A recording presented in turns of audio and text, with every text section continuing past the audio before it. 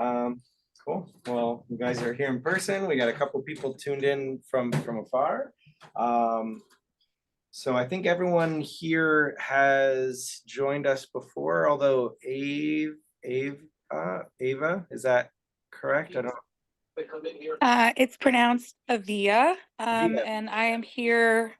Noah Potter made me aware of this meeting, so thank you for inviting me, Noah. And I also know Alex Brass. I'm very happy to join. Cool, fantastic. Thanks for joining us. Well, yeah, this hopefully is not going to be a very long meeting tonight. We don't have a guest speaker, but we do have quite a few exciting things that I wanted to share. And Noah, if you want to jump in a little bit later to talk about the law reform thing. But yeah, basically, for those of you who I have not yet met, my name is Avery. I'm one of the co-presidents of New Yorkers for Mental Health Alternatives. And February was our large lobby month that we successfully navigated. And just a couple of the things that I want to point out is on February 14th, Assemblymember Burke and Senators Fernandez and Scarcella Spanton did a legislative briefing for the two laws that they introduced to this session. So the medical/therapy bill, and then a pilot program that specifically would allocate resources to 10,000 veterans and first responders in the Buffalo area. So it's a very narrow in scope, but I mean 10,000 people is a lot of people. So that would be huge if that group of people were able to get some help. So that was on February 14th. And then February 26th, right here in Albany, we did a screening at the Linda with folks from Reconsider. I don't see anyone from Reconsider on the call right now, but I have some incredible potential updates for them. But yeah, we had over 80 people in the room, just shy of 100, and that included Senator Ashby and Assemblymember Burke, and they did get on stage and spoke a little bit, and that was filmed by Sean Gallagher with Reconsider, and it's already posted on their feed on their YouTube channel. So if you didn't catch the panel and the screening, it was really powerful. And Senator Fernandez, who was promoting it, she wasn't able to join, and so she was like, "Oh, well, can we do it at the Capitol?" And so we have another screening scheduled on Thursday, April 4th at 9 a.m. And Joe, I don't know if you already got dialed into that. Yes, Avery. Sean let me know. I didn't know what time it was, but 9 a.m. Gotcha. 9 a.m. Yep. So we'll be screening those four videos, which was Joe with the FDNY, Ethan Aben, who is a NYPD, a middle school principal, Charlie Taduni, and Sam Wan, who is a woman Afghan war veteran. And so they're trying to get as many of the subjects in the room, and then we'll also I'll be there, and Steve and Marcina will be there from Reconsider. So that is going to be specifically for lawmakers, which is really exciting. And most of the lawmakers that we spoke to are really excited to participate in that panel. I don't know who else can be in the room. I'll find out when as the date approaches. I'll send an update to anyone that is interested. And then the next day, February 27th, we met at the Capitol, and we occupied the space in the well in the Legislative Office Building. And Joe and I ran around and spoke to six or eight different senators and assembly members, and I did have a list, but I guess I put it somewhere else of who we spoke to. And then we had a few follow-up meetings afterwards with Eileen Gunther, who is the chair of the Assembly Mental Health Committee, and then Senator is it Brock or Brock, Corinne? Brooke, What is it? Brooke, Brooke. Samra. Okay, Samra Brooke, who is the chair of the Mental Health Committee on the Senate. And I mean, everybody is really interested. And, you know, it really seems to me as if they are all acknowledging that this is an effective medicine. Yes, people should have access. And how do we create the safest regulated system, and who is controlling the guardrails? So really that's what I took away from February is that, you know, there's zero people that we spoke to were skeptical or hesitant. And it was just like, who's going to oversee this? Who's going to prescribe it or administer it? And, you know, how are they getting, you know, where is it coming from? So those are the questions that people are pondering now, and the things that we have to hammer out with. And Burke's bill, you know, does talk a little bit about it, and I think that does still need some massaging. And then, so Colin Pugh, who is the executive director of the Brooklyn Psychedelic Society, and I just met for an hour a couple hours ago. He wanted to hear, he couldn't come tonight, but he wanted to hear how things went. And Noah Potter, who's on the call now too, and I have been chatting about creating a city day of action. And so we're looking at a day in June. It'll be a weekday. And Colin is reaching out to the Brooklyn Library to see if we can, when they have the space available. And we're going to do another Reconsider screening and panel at the Brooklyn Library. And we're going to invite the city council members, as well as the downstate assembly members and senators. And Colin mentioned that as part of the Brooklyn Psychedelic Society, they're starting a couple kind of offshoot groups, one of which is going to be advocacy focused. And so they're going to dedicate some resources to activating people in Brooklyn, at least, to help, you know, kind of hit the streets and talk to the council members and the downstate assembly and senators, and really generate some movement down there. Noah has forwarded me a few contact points that I'm going to reach out to, and, you know, start that conversation, you know, with you know, hey, we want to, this is coming down the pike, and we need to create the system that, you know, gives the greatest access in the safest way to people. And, you know, it's really exciting to get that ball moving as well.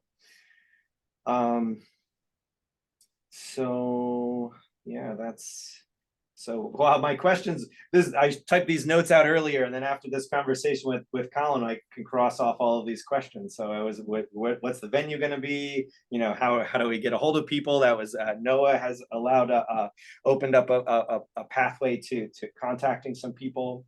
And yeah, super excited.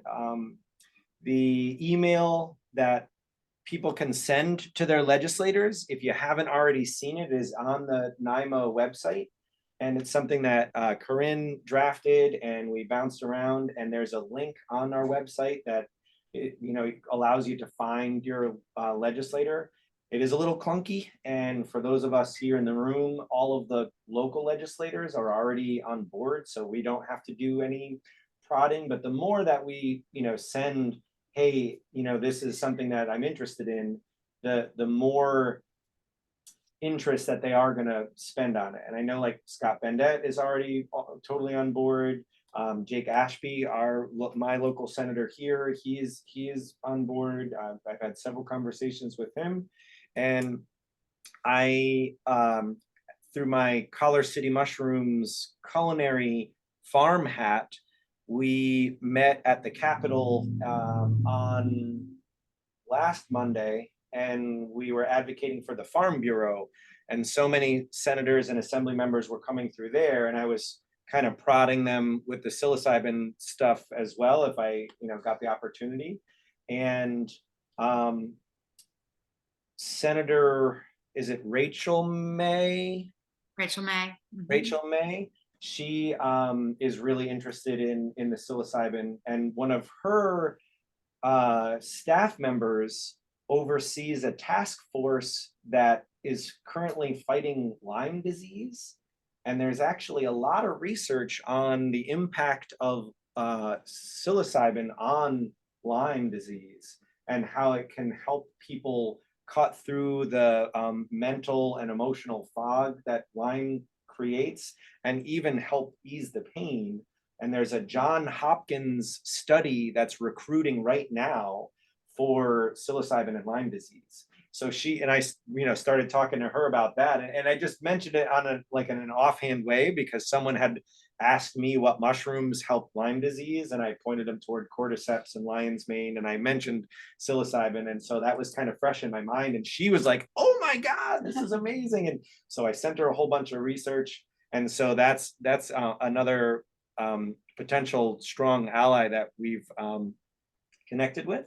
And then I asked Ong to set up a meeting. Ong is with Dixon Avella. He's the lobbyist that kind of ran around the Capitol with us on Tuesday, and then the few Zoom meetings afterwards. But with Michelle Hinchy, who's the chair of the Agriculture Committee, and then Pat Fahey, who I just, she has a lot of respect in the legislation. She's been there for many years, but we haven't directly connected with her yet. So I want to. He's setting up a meeting with those two folks, and we'll sit down with them hopefully after that April 4th screening at the Capitol. So that's going to be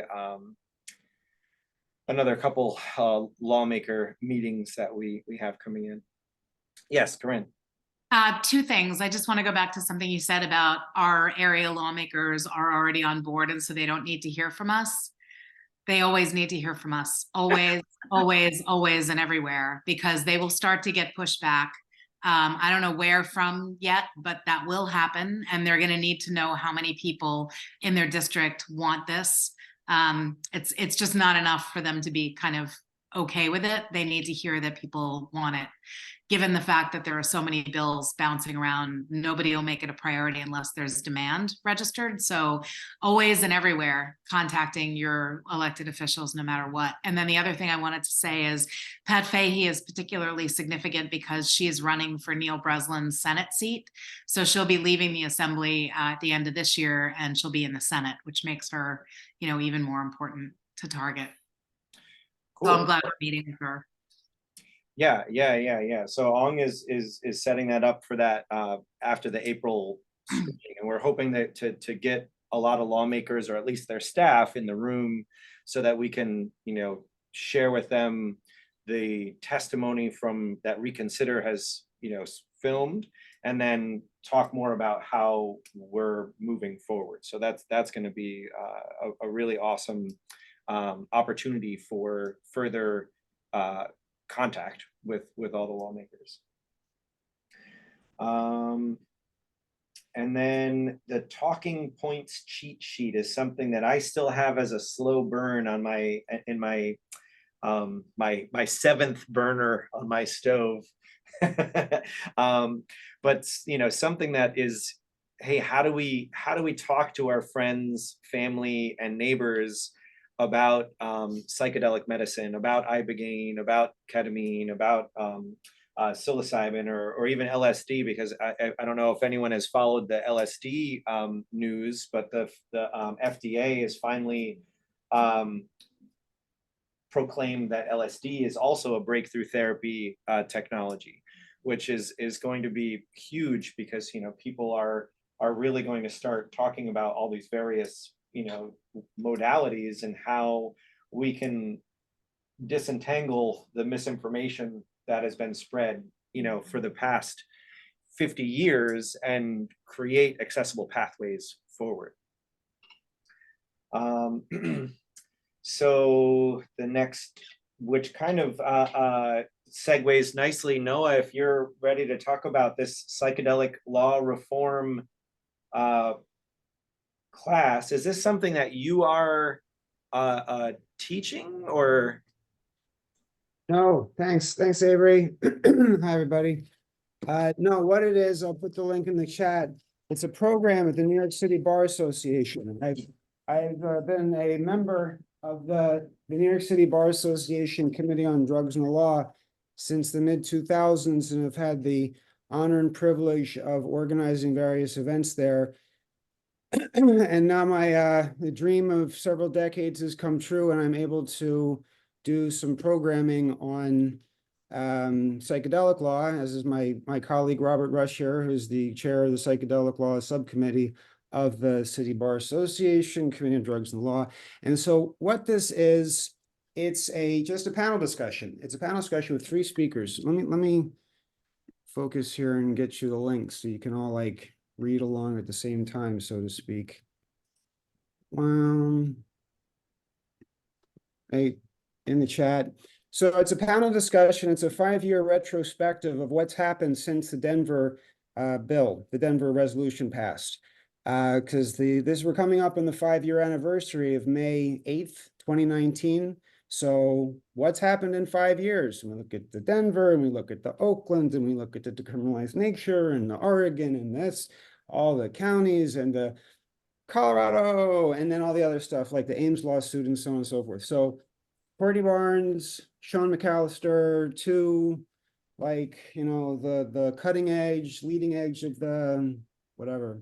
And then I think the most exciting thing for me, and Corinne, I would like to think that you would find this helpful, is there's a Denver City Council member who will be on the panel, who optimally will be able to speak a language that electeds understand. So that's why, please, if you having a slow evening, and you know what, Corinne, I should actually maybe let me not oversell this and maybe ask you what you think the utility is here. That's been my fantasy forever, is to have the electeds talking to each other directly.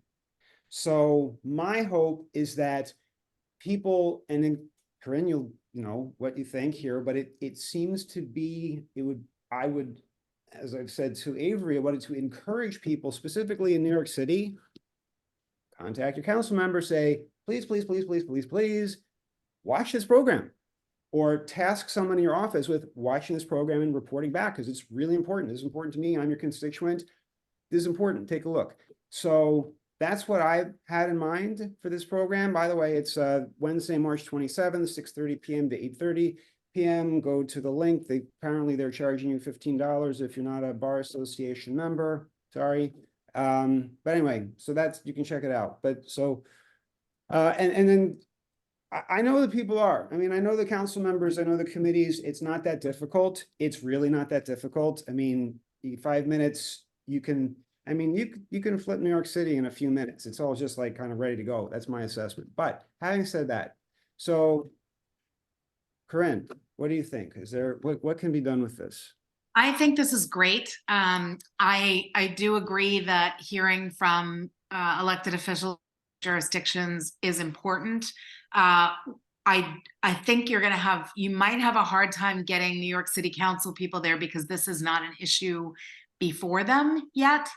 I feel like if we could have met with maybe one council member who might have introduced a resolution, then the issue would be before them, and they would feel, because I'm just thinking about all the issues that take up their time, and why come to something like this when they don't have an issue before them. So I know it's March 27th, that's soon. Yeah.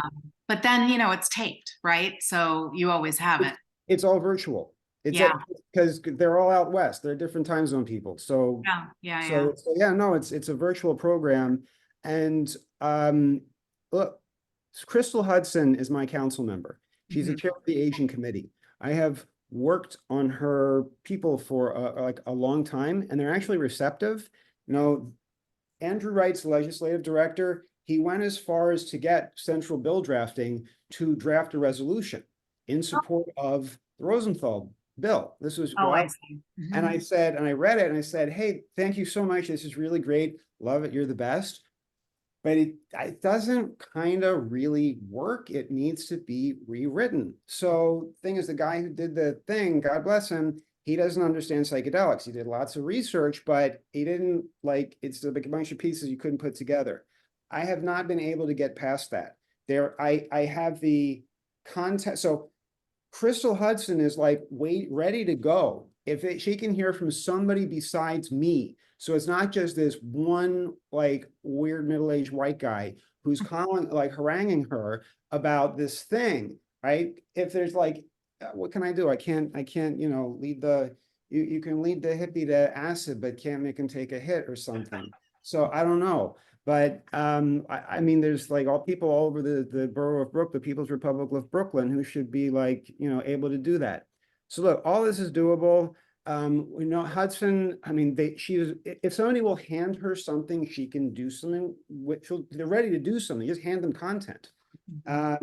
So So an issue, I mean, you have the mental health, you have like, I don't know, whatever, you've always got your multiple mental health crises going here. If there's a physiological thing, like, I don't know. I don't want to speculate. I'm not up on like, So line. Noah, we have the decrim referendum that we proposed to the city of Troy that Aaron drafted. That's pretty well written.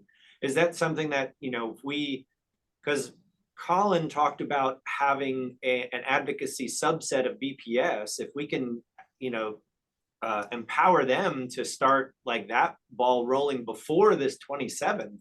I mean, Yeah. maybe we can generate some interest with that in that. I've been begging Colin to do that forever. No obstacle on my side. Cool. Been saying this is what to do, whatever you look. I got the names. I know who they are. I got it. I'm just waiting to give it to somebody to do something with it. Cool. I also have an advocacy toolkit about how to pass a city council resolution. So if there is a group of people that want to jump on this, there are some steps that need to be taken to get it passed. But I think this is a good start. So Corinne, would you be open to potentially having like a Zoom like briefing with this new advocacy group? Yeah, sure. Okay. Now, Dennis, I want to kind of tag you for a second. Thank you so much, Noah. So the Reconsider folks, who I'm so disappointed that they didn't tune in today, but they wanted to take that screening and a panel on the road essentially, and they talked about doing something in the Buffalo area. Would you be open to being our like, kind of boots on the ground with finding a venue, or, kind of working with someone out there? Because I know, Colin offered up the library right away, and as an inexpensive venue that could hold about 200 people. I'm thinking that another, I don't know the specifics on the lawmakers, or if we would want to do a similar city councilors of the Buffalo region, but I know, we can really get some momentum talking to the, larger, groups of people. I think that we can, help this ball further roll down the hill. Yeah. So you're interested in seeing if maybe we could book the auditorium at the library? Well, I don't, is there, does the library have such a thing? Like Yeah, I've been there for a few events. It's pretty cool. do you know what the capacity is at all? Yeah, it's probably actually north of 200, I bet. Wow. Yeah. Fantastic. Yeah, if you wouldn't mind finding out like what the cost would be and how, like the process for doing that, and I proposed a meeting with the Reconsider folks to talk about this Brooklyn one, and if we're doing that in June, maybe we can hit the Buffalo area. What is the summer month that you guys have there? It ends in October, I think. But no, yeah, August should be pretty fair bet that we'll be most of the snow banks will have melted by then. Yeah. Okay. So maybe maybe we can hit that, you know, in August, September or something, and, you know, use that as momentum to gather some people in Western New York that are more advocacy minded. Okay. That would be amazing. Yeah, so we have our Western New York Psychedelic Providers Group, and we have our Western New York Psychedelic Society. Those are the two that come to mind that would be pretty active and get the word out. Yeah. Brittany came under the banner of the Psychedelic Society of Western New York for our Advocacy Day in February. And I think Taylor she goes under the Free Temple, but I think she's in Western New York there too. So, you know, we could have a few people that are savvy about, you know, gathering already, and, you know, not that you're not, but like that, you know, so just more people that are like, hey, let's, you know, how are we going to advertise? How are we going to get some more like community members? Because it's important to get the officials and the electeds in the room, but I would love to see, you know, butts in seats of people who are interested in seeing this pathway created. Yeah. And I take it you'd like to see, you know, guys like Pat come out for that too. Oh yeah, well, I think he would certainly be dialed in for that 100%. Yeah, and I'm confident he came to the one in Albany. If we did it in his hometown, Yeah. absolutely he would be there. Yeah. Cool. And we should connect with the Drug Policy Alliance too, because Crystal Peoples-Stokes in Buffalo is a very important player in the legislature, and it would be really fantastic to get her out to that event too. Oh, Crystal Peoples-Stokes is a Buffalo area lawmaker. Yeah, she's like second in command in the assembly, so she's super important. Fantastic. Okay, great. And she's a big supporter of drug law reform, but mostly the criminal justice fairness piece with the Drug Policy Alliance. So I don't really have any idea how she would feel about psychedelics, but our job would be to cultivate her, you know. Sure. Well, I mean, you know, if we can get her to the screening at the Capitol in April, you know, maybe we can help, or, you know, one of her staff members. So I'll reach out to Senator Fernandez's team to try to, you know, ensure that she's invited, or someone from her staff is invited. Yeah, we should create an invitation and have Mike's office blast it to every lawmaker. Yeah, well, I don't want to step on their toes because I know their office has been running that, but I'll see what they have going. Yeah. And I know, so Carolyn, you're from Assemblymember Rosenthal's office. Have you heard anything about this screening, just as someone who's in one of those offices right now? Yeah, I personally haven't been in communication with those other offices, but I have heard about the screening. So, Okay, how did word get out? actually, it was just discussed in our office. It's on our calendar, and we're aware of it, but I'm not sure really what's being sent around to the senators' emails or anything like that. Okay, all right. Well, I'll try to find out with Kim in Senator Fernandez's office to see if we can help with that in some way. Yeah, and let us know if there's anything we can do as well. Fantastic. And so I know I mentioned Brooklyn, Assemblymember Rosenthal. She's Manhattan-ish area, right? I'm sorry, what was that? She's a Manhattan borough. Yes, yeah, Upper West Side and Hell's Kitchen. Yeah, if we did something in Brooklyn, do you think she would come and, you know? I think it would depend on when. Obviously, she's in Albany 3 days a week, but it would definitely be something that we could put on our calendars, and I know that she would try to get there. Cool. Fantastic. All right. Well, the only other thing that I kind of wanted to talk about is I connected with the folks at North Spore, and they're doing a Maine Fungi Festival, and we may participate as a speaker there. And he pointed out that LD 1914 is their therapy and medical model law that has gotten a lot of traction in Maine.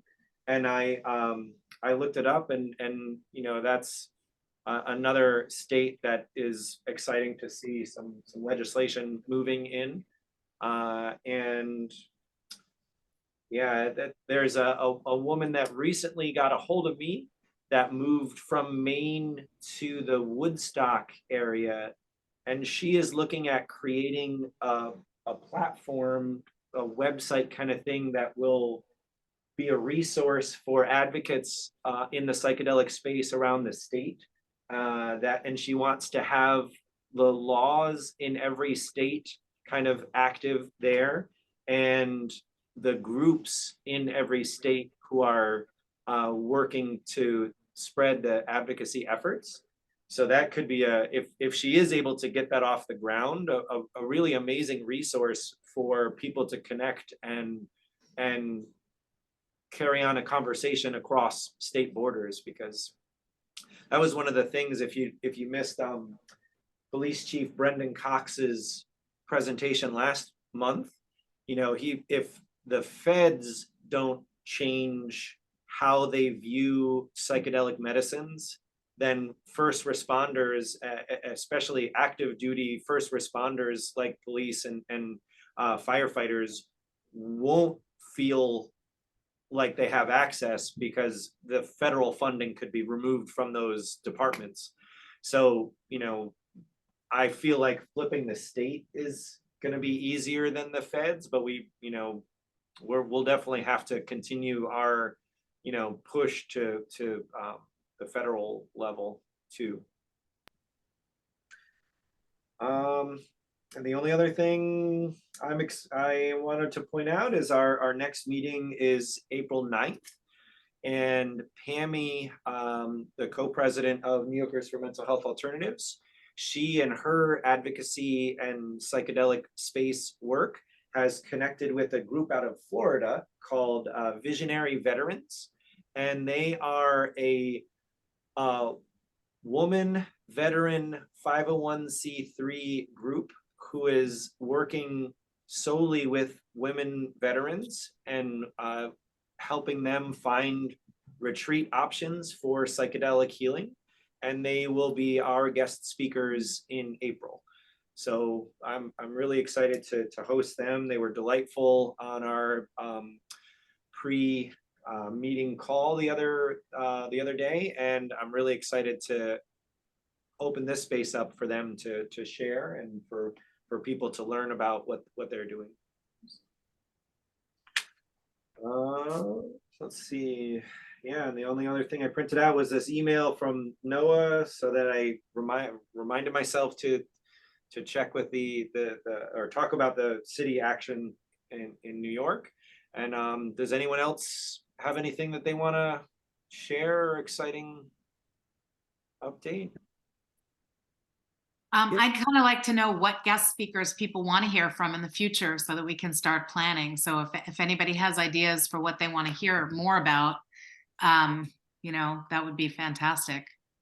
I was actually wondering whether people would be interested in someone coming on to talk about drug set and setting and how important that is in, I guess, underground access to psilocybin. Actually, I have like a harm reduction thing. But we can talk about it. I just wondered if anybody else had any ideas. You met her actually, Cornelia. Okay. Oh yeah. So that's okay. Yeah. That would be great. Yeah. Well, Corinne, can I say on that point? There's a safety issue, and the thing is that we have the harm reduction people who could provide the safety standards for the legislators, like the people who actually have the hands-on experience, and that brings in harm reduction people from other parts of the continuum who could be, I think whose expertise should be recognized. So I think you could practically accomplish telling the legislators that they don't need to invent their own safety standards and like drag the process out. People already know what they're doing, and you can platform people who are activists, often in other parts, I mean, I've been trying to communicate with Mohawk and with Yarlicks, and didn't really get much.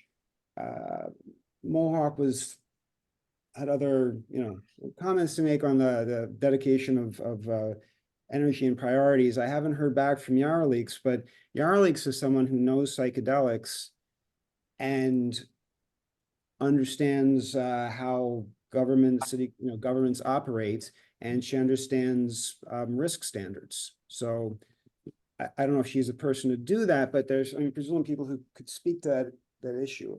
It's my I was thought. actually thinking it was less about the legislation and work with lawmakers than it would be. Avery, you've talked before about making sure that this group does more than just looking at state legislation. You were talking about social things. That's what got me thinking about like what's something practical that this group could offer people that might entice them to tune in, and having a session on, drug setting for oneself would be really, I don't know, would be interesting to me. I love that idea, and in my conversation with Colin just now, and I know he presented the community co-op model when he spoke at our meeting and talked about his trellis idea, but it sounds like they've fleshed it out a little bit and have people specifically working with harm reduction. So maybe he has someone too, I think we have access to several people that might be able to speak in this space. That would be cool. Yeah, but that's a great idea. Does anyone else have any other ideas? And Alex, I saw your chat there. You mentioned being in Manhattan. So when we finalize the details for the screening in Brooklyn, it'll be great if you could help, spread the word in your circles, because we certainly want to, cross boroughs. Cross rivers. Yeah. Yeah. I wanted to throw things off and just say that I wanted to, in terms of announcements, we come back to practical stuff, but I just wanted to sneak in parenthetically that Dana Beal got out of jail in Idaho a couple days ago. He's if you know, some of you know Dana, some of you don't know Dana. People know Dana. Yes, no, yes. Okay, so yeah, Dana was in jail. He's out of jail. He's working on a lot of projects, and he has a lot of well, it's a long story, but his daughter Avia is on the line. I thought she should make the acquaintance of other generations of activists. So he's Dana in a sense created the culture, a lot of the political culture, I suppose you'd say, in the New York City metropolitan area and beyond. But so there's very deep roots in New York City for advocacy and activism. It's what's being done here is not just, it's standing on many stories, so to speak. So I think it would be nice if we maybe a historical event, like the history of the culture, what has been done in New York to date. That's something that could be drawn out so people understand the multi-decade nature of this struggle. That would be amazing. I love that idea a lot, Noah. Do you have contact with Dana? Is that something that we could possibly? Well, Avia, his daughter is in contact with him somewhat regularly. So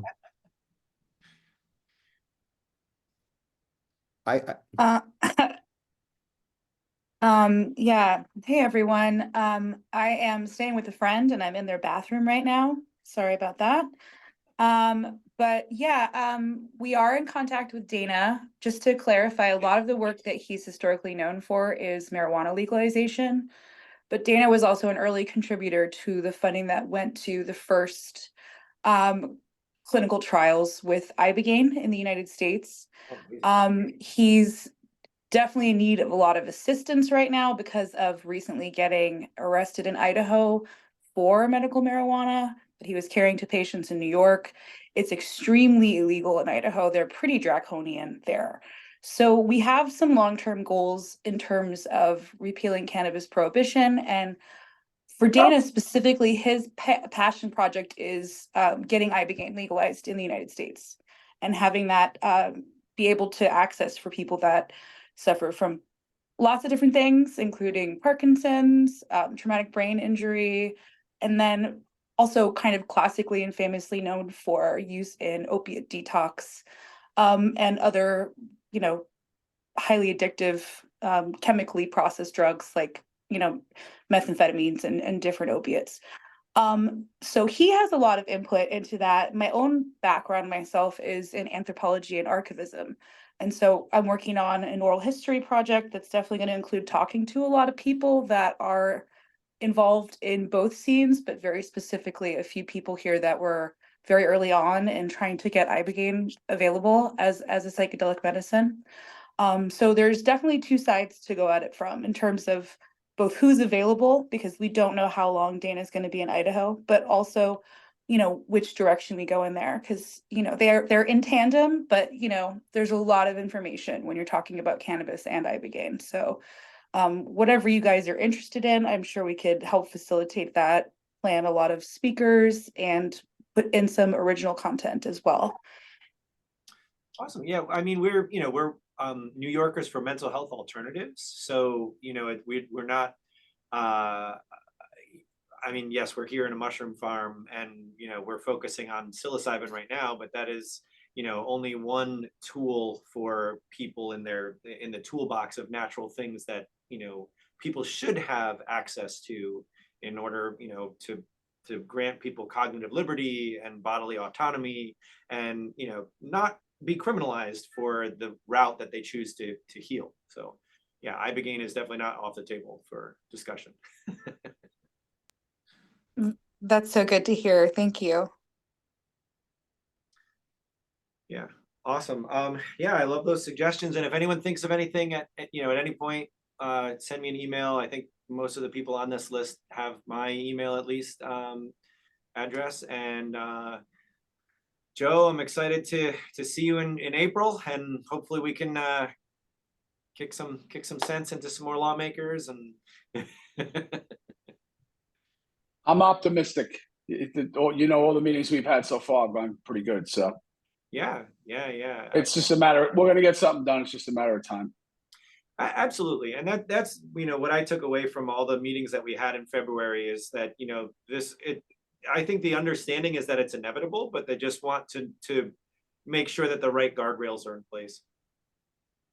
Yeah. Awesome. Well, thank you all for tuning in. Thank you all for showing up. And yeah, we'll see you again on April 9th. Nice to see everyone. Thanks, guys. Bye-bye, everybody. You too. Take care.